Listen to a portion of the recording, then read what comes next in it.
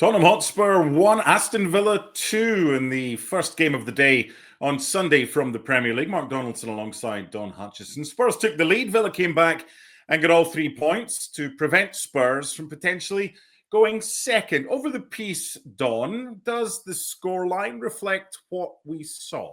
I think it does. I think when you start at the very start of the game, and I thought Spurs started really well. They were aggressive. They pressed Villa back. They put them under pressure. They scored early. They had one disallowed. They were looking like they were going to score because Villa's back line was extremely high and with no pressure on the ball. And I thought it's only a matter of time before Spurs get their second. Then somehow, or for some reason, Spurs took their foot off the gas and allowed Villa back into the game. And then after about sort of 25, 30 minutes, I thought Villa grew into the game really well. Second half, I thought they were by far the better side, Aston Villa.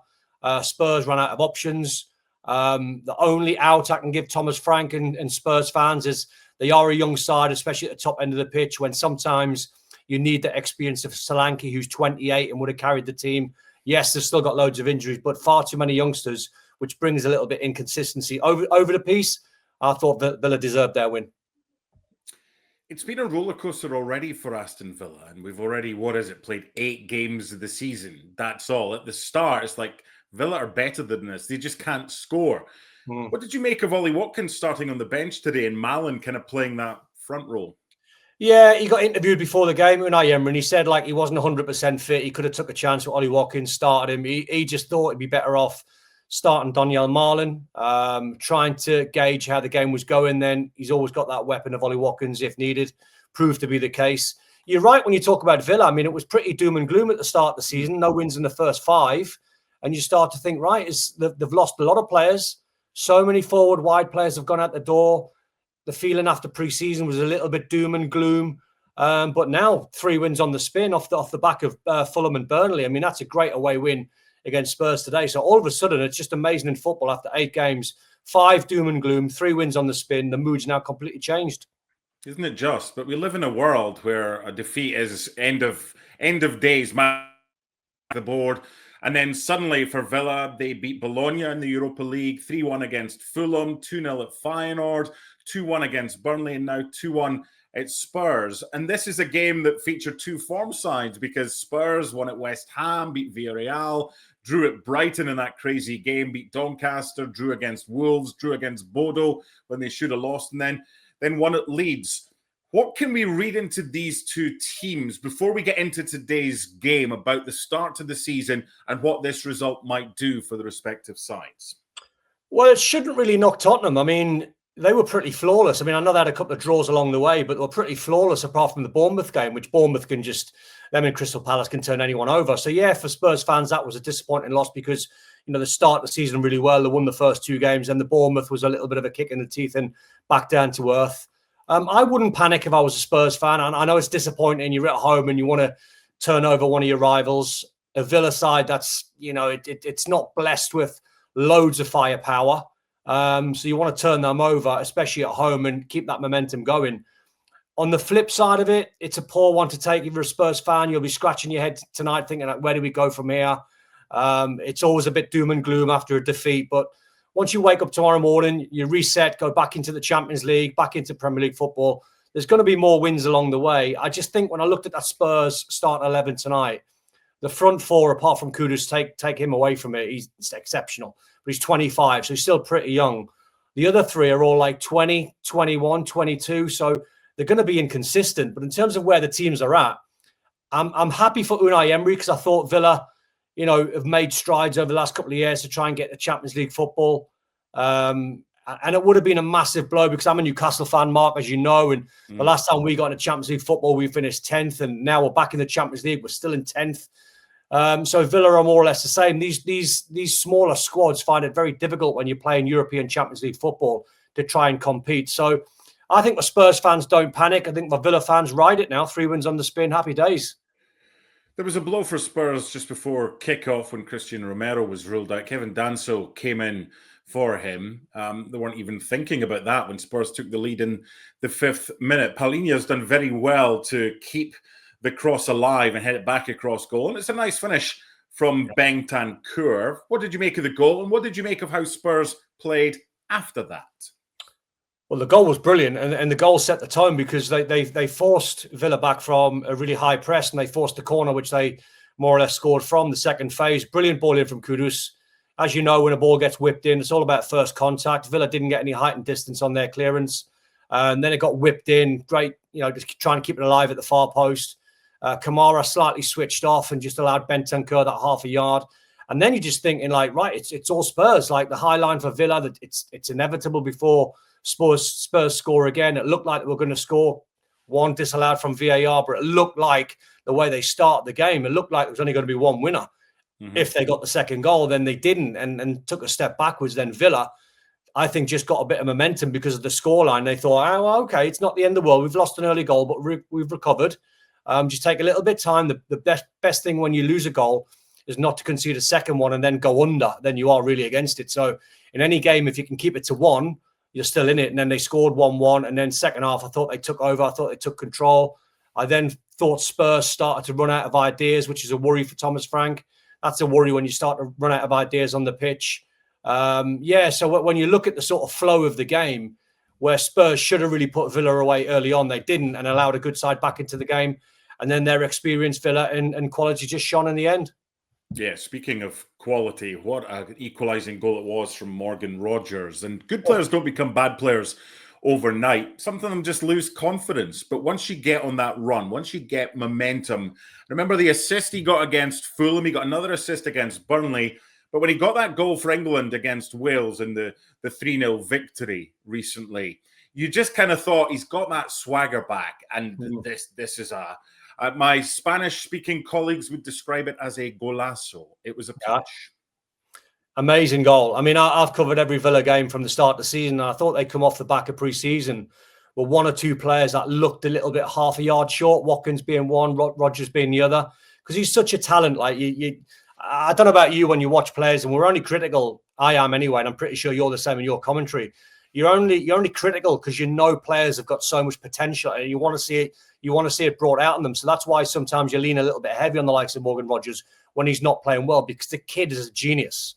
He just needs to be sharp. Just needs to be lean and match fit and have that match tempo. Sometimes off the back of a preseason, where I think I've done about 17 in my career, sometimes you start, you hit the ground running, you fly, and sometimes you can't find your legs. Sometimes your legs feel really heavy, and it needs 2 or 3, 4 games to get into the rhythm and get your legs back again and your lungs back again. I think that's what I saw in Morgan Rogers at the start of the season. Now it's fair to say, not just off the goal today, but in terms of how he's been playing lately and playing for England, as you said, a special talent. And the goal today was brilliant. Phil Foden, I think, is the best in the league at taking the ball on the back foot. Morgan Rogers is a similar sort of player. He allows that ball to come across his body. He got it out of his body. He hit it sort of Ronaldo-like, where you get the middle to the top end of the ball, but he even sort of whipped it with a sort of instep. It wasn't like a laces strike. It was whipped. It was a brilliant finish. I mean, the goalkeeper had no chance. So Villa, when you look at those, and Buendia scored a fantastic goal as well, but when you look at the special players that they've got after losing, I mean, they lost so many players. They lost Moussa Diaby to Saudi.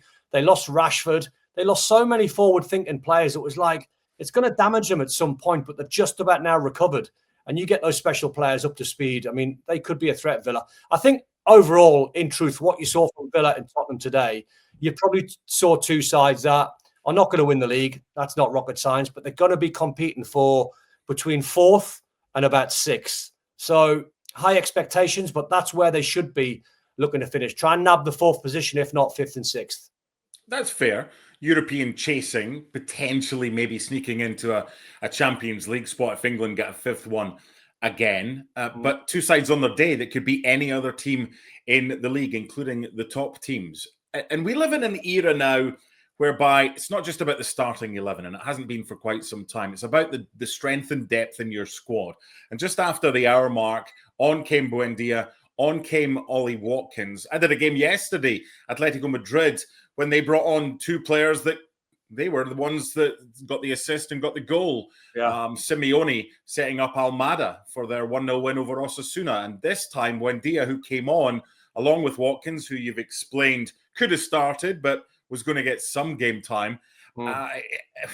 It's scored by Buendia. It's a great finish. It's good work by Digne. But how about this pass from Matty Cash? Oh, incredible. Oh, incredible. Incredible. If that's one of the Real Madrid boys, if that's Toni Kroos or Luka Modric at AC Milan, we'd be waxing lyrical thinking that's like one of the best passes I've ever seen. These guys have got talent. And you mentioned the guys that come off the bench, and that's why it's important. That's why I mentioned Newcastle when they were in the Champions League and Villa in the Champions League. It's important that you've not just got a strong 11. The guys that came off the bench, Buendia, Watkins, Maatsen, Ross Barkley, talented players, game changers. But you're right in terms of the goal. I mean, when you analyse it, when you look back, it starts with Matty Cash sort of zinging it, top end, just above hip level, and he sort of strikes it. Beautiful strike. Goes out wide, gets laid off to Buendia. I think all the Spurs defenders thought Buendia was going to take half a touch or one touch and whip it in the box, but he didn't, and he didn't get closed down.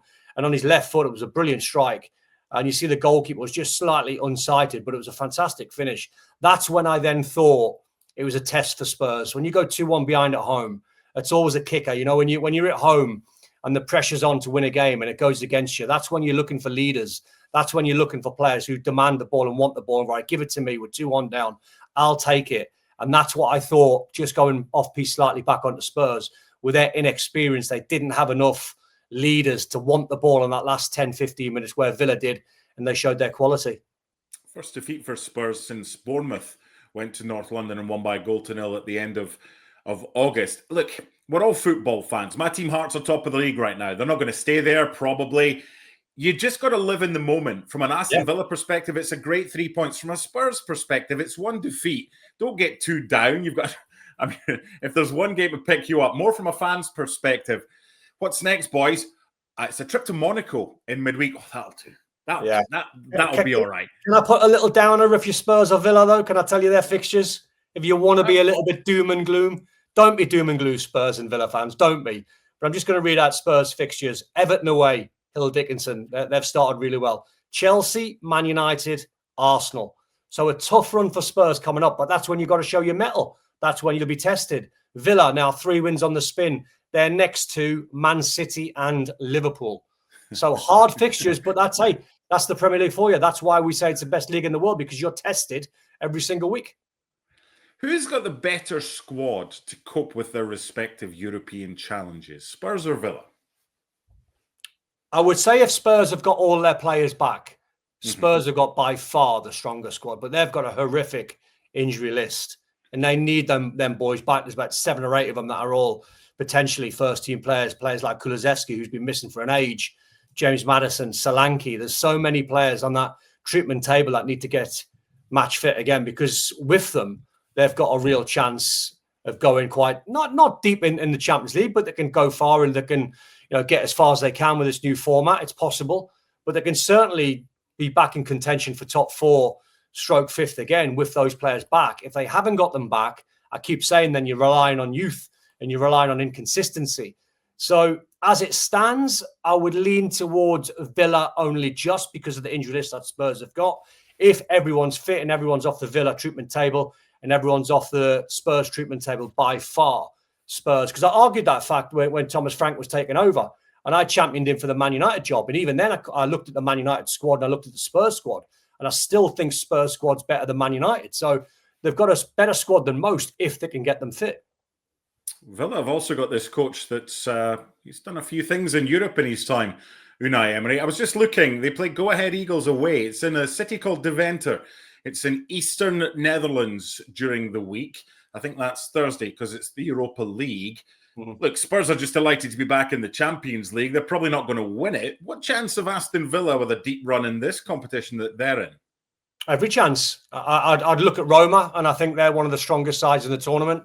But, I think if you're Aston Villa, I think why not go and try and win it? It's like Crystal Palace in the conference. Why not go and win it? These Premier League teams are strong, but you've got to respect the opposition. You've got to respect some of the teams that are playing in the Europa League as well. So you can't just be very insular, which I think a lot of people are in England, thinking, well, yeah, Aston Villa are in the Europa League. They're going to go and win it. There's some very, very good sides right across the board. So, yeah, if you're Villa, you want to be confident and you want to be arrogant and you want to back yourself, but also at the same time respect the opposition that are out there, because some very, very good sides in the tournament. What about Spurs? Because they had a good opening win over Villarreal. It was relatively comfortable. They somehow got a point in the Arctic Circle against Bodo, despite being outplayed, and could have been 4-0 down they got that game. They did. But do you know what? They're still unbeaten. Yeah. side with one draw and one defeat away from home. Should the target for Spurs, of course, it's top 24 and getting through to the knockout stages, but Spurs got a chance of top 8 and potentially getting a bye for that playoff round after Christmas? You know what, Mark? I think it's nigh impossible to try and look that far ahead. I really do, because anything can happen with injuries and form. Sure. And, you know, yeah, you want to try and have a look at the bigger picture. I get it. And the question's a valid one. Why not try and finish there? But I think PSG proved last year it's not the end of the world if you don't.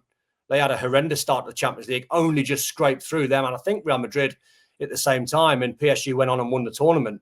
The Bodo game was a contrast to sort of today's game, if you like, where, you know, we watched the game, me and you, and Spurs got pumped in that game. I mean, absolutely pumped. They hit the crossbar. It felt like a million times in the game, Bodo. It felt like Spurs were like throwing everything at it in the last 20 minutes. That was credit to them because they showed lots of character. They didn't go under. Bodo missed a penalty, I think, in that game as well. Mm-hmm. So, yeah, they got hammered in the game. But what I took from that game was loads of positives. Me and you chatted, I think, on the show the day after, where loads of positives, because sometimes you can go away from home and get battered and get pumped in game, but then somehow you've got to find the character and you've got to find the heart and desire and the grit to hang in there and not only get a draw, go and win the game. So there was loads of positives when you look at the bigger picture. So yeah, I mean, why not if you Spurs? It's hard to try and predict whether they'll finish top 8. The chances are probably not, but every chance of finishing in the playoffs. Yeah, they'll just focus on the respective trips to Monaco and also to the Netherlands in midweek. A first away win for Aston Villa in the Premier League since they won at Bournemouth on the 10th of May. And they did it by coming from a goal down at Spurs, who suffer their first defeat since the end of August. A good one to watch. This one finishes Spurs 1, Aston Villa 2. And a reminder on the full-time whistle of Liverpool against Manchester United. We'll be back here for a full recap. Bye for now.